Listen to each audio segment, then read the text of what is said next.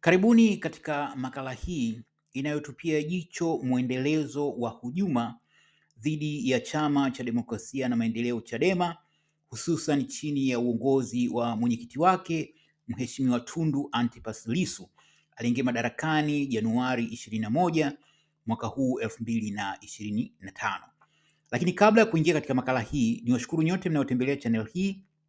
Niwakaribishe wale ambao mnatembelea kwa mara ya kwanza. Endapo hujafanya hivyo na ikikupendeza, unaweza kusubscribe, lakini pia unaweza kuweka notification on ili kila video mpya itakapowekwa hapa uweze kufahamishwa.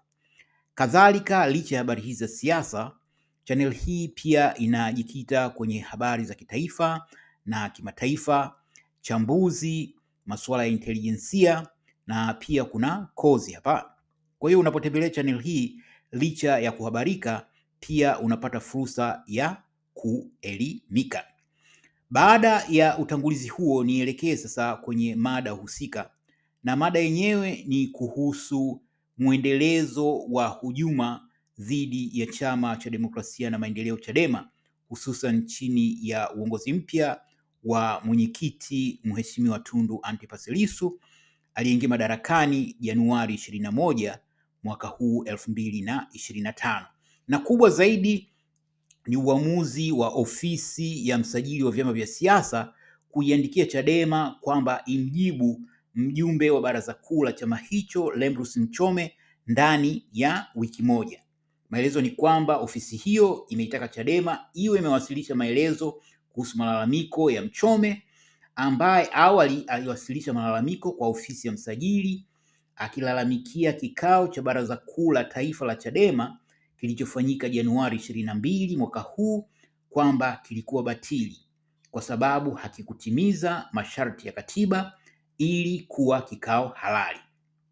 Pia Mchome alidai kikao hicho ndani ya ukumbi walikuwepo wanachama ambao sio wajumbe na baadhi ya wao walipiga kura kinyume na matakwa ya katiba ya chama hicho. Barua iliyosainiwa na naibu msajili wa vyama vya siasa Sisti Nyahoza imeitaka Chadema kujibu barua ya Mchome kwa muda usiozidi Machi 31 mwaka huu 2025. Kwa mujibu wa Nyahoza, ili msajili aweze kuchukua hatua stahiki kuhusu malalamiko hayo, lazima majibu ya Chadema yawepo.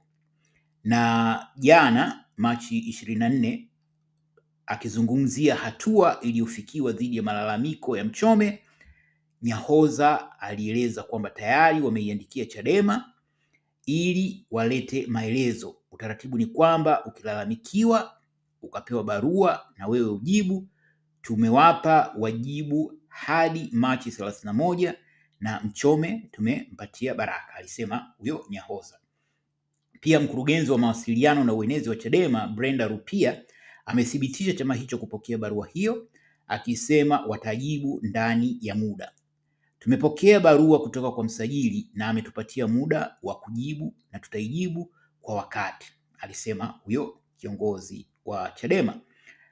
Kuhusu anacholalamikia Mchome ni kwamba yeye anapinga uteuzi wa viongozi wa juu na wajumbe wa kamati kuu uliofanywa na mwenyekiti wa Chadema Taifa Mheshimiwa Tundu Antipas Lissu Januari ya 22 mwaka huu 2025, akidai umekiuka katiba ya chama hicho. Mchome katika barua yake malalamiko alidai kwamba uteuzi wa vigogo wa chama hicho, katibu mkuu John Mnyika, naibu katibu mkuu Bara Amani Golugwa, naibu katibu mkuu Zanzibar Ali Ibrahim Juma, waliidhinishwa bila akidi ya kikao cha baraza kuu kutimia, kwa mujibu wa malalamiko ya huyu bwana Mchome.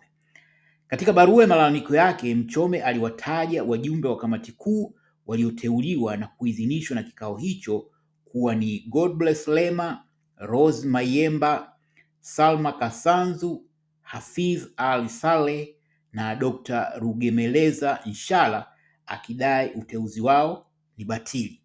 Haya ndiyo malalamiko ya huyo bwana Mchome, na ambayo yamepelekea ofisi ya msajili kuitaka Chadema itoe majibu kufikia tarehe 31 ya mwaka huu 2025. Hata hivyo, Maelezo yaliyowahi kutolewa awali na katibu mkuu wa Chama cha Demokrasia na Maendeleo Chadema, hii ilikuwa ni tarehe 26 tarehe 26 mwezi uliopita mwaka huu.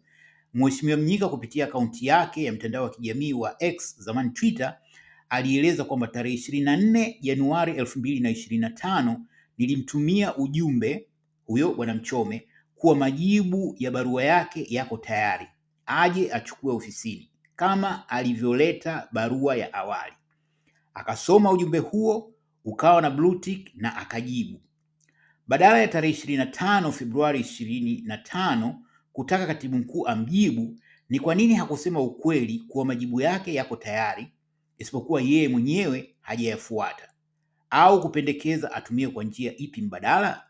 Ana nia gani kuendelea kusema uongo dhidi ya katibu mkuu na dhidi ya Chadema?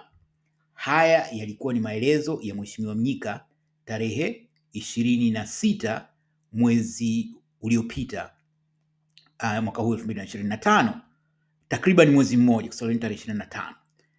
Hata hivyo kuna tatizo hapa, na tatizo hili linatokana na kuangalia huko nyuma yaliyowahi kutokea kutokana na haya mawasiliano yanayofanywa kati ya watendaji wa Chadema au ofisi za Chadema na mamlaka mbalimbali.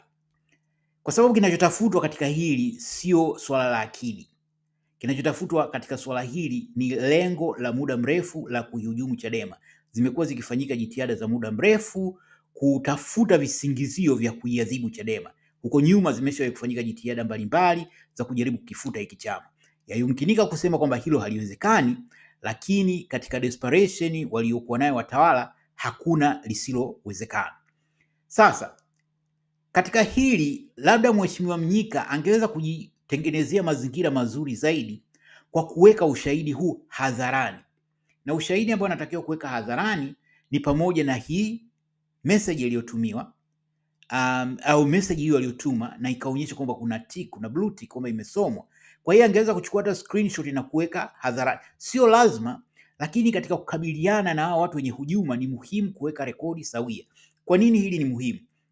Kwa sababu huko nyuma katika swala lilokuwa na uhusu wabunge wa viti maalum wale wanaitwa COVID-19 wale kina Halima Mdee na wenzake, moja ya changamoto kubwa kabisa ambayo imefanya wale waendelee kuwepo madarakani mpaka leo na Chadema kutoweza kufanya kuchukua hatua za msingi, pamoja na huko nyuma kutishia kuwafukuza na vitu vingine, ni ukweli kwamba mawasiliano yaliyofanyika japo kulikuwa na rekodi, lakini hayakuwahi kuwekwa hadharani. Yaani kuonyesha kwamba hiki sisi ndio tulichokifanya, hii barua ilitumwa siku fulani, uthibitisho ni huu hapa. Ni muhimu kwa rekodi, na hii haimaanishi kwamba Mheshimiwa Mnyika alidanganya na wala haimaanishi kwamba anadanganya, lakini unapodili na watu ambao wao hawana cha kupoteza katika kuchafua hadhi yako na heshima yako, ni muhimu sana kuhakikisha kwamba kila rekodi inawekwa hadharani. Kwa hiyo hapa katika kudili na huyu Mchome ilikuwa ni muhimu kwa yeye Mheshimiwa Mnyika kuweka hizi kumbukumbu hadharani, kwamba hii hapa barua ambayo ilitumwa, haya ni majibu ambayo ilitumwa, hii hapa ni message ambayo inaonyesha kwamba huyu bwana ameisoma na vitu kama hivyo. Kwa sababu kama ilikuwa vimefanyika hivyo, kulikuwa na umuhimu gani sasa wa yeye kwenda kulalamika huko kwa msajili wa ofisi ya msajili? Lakini pia ilikuwa ni muhimu kueleza katika barua hii nini ambacho kimeongelewa. Majibu ya Mheshimiwa Mnyika kwa huyu bwana Mchome yalikuwa yanasemaje? Mheshimiwa Lissu amesha kuliongelea hili swala, lakini ingekuwa fursa nzuri kwa Mheshimiwa Mnyika kuliweka hili hadharani ili kuweza kukwepa hizi jitihada zinazofanyika za kukihujumu chama hiki. Lakini pia sambamba na hili kuna tukio, yule mwenyekiti wa Chadema kanda ya Pwani bwana Boniai alifuturisha jijini Dar, na katika futari hiyo miongoni mwa waalikwa walikuwa ni huyu bwana Mchome.